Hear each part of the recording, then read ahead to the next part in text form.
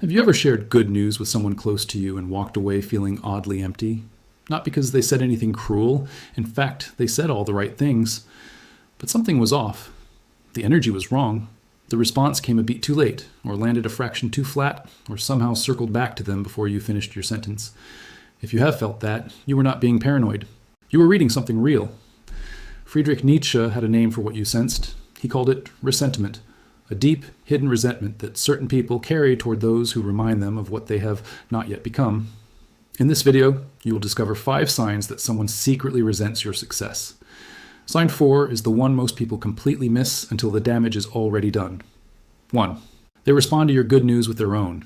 You share a win, a promotion, a new opportunity, a personal milestone, and before the moment has even landed, they redirect. Suddenly, they have news of their own, a story that matches yours, tops yours, or quietly repositions the conversation away from you. It seems like enthusiasm. It seems like connection. But notice the pattern. It happens every time. Your wins never get to breathe in their presence. Nietzsche wrote that ressentiment is rarely loud. It is quiet, systematic, and almost always disguised as participation. The person who cannot let your moment exist without inserting themselves into it is not celebrating you. They are competing with you. 2, they credit everything except you. You achieved something.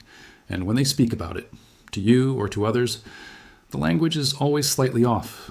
Lucky timing, the right connections, a good market, an easy opportunity.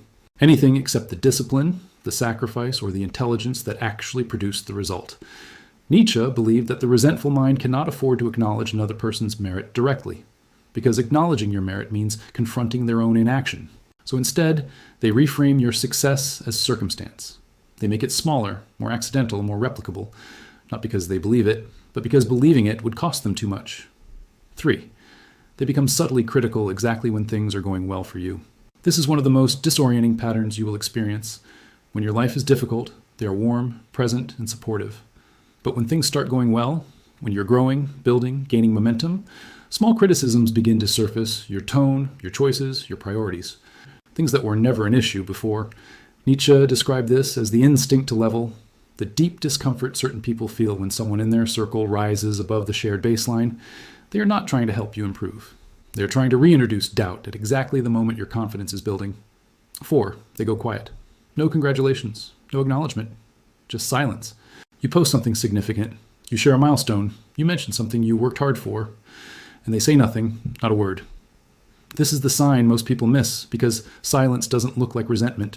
It looks like disinterest. But there is a difference between someone who genuinely didn't see something and someone who saw it, felt something uncomfortable, and chose to withhold. Nietzsche wrote that the resentful person punishes through absence. They cannot bring themselves to celebrate you, and they will not give you the satisfaction of knowing that your success registered. The silence is not indifference. It is a controlled response to something they did not want to feel. 5. They plant quiet doubts in the people around you. This is the most dangerous sign because you rarely witness it directly. You just begin to notice a shift. People in your circle seem slightly cooler.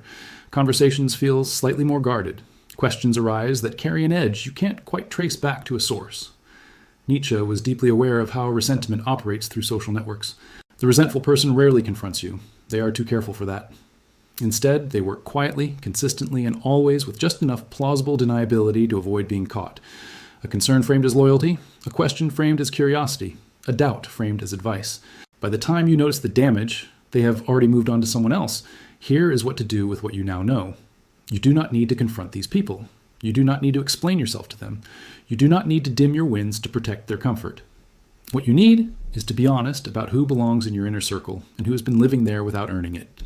Not everyone who smiles at your success is happy about it, and not everyone who goes quiet when you win is simply busy. Pay attention to how people respond when things go right for you. That is when you will see them most clearly. Subscribe to the channel, because knowing who is genuinely in your corner is the most valuable knowledge you will ever have.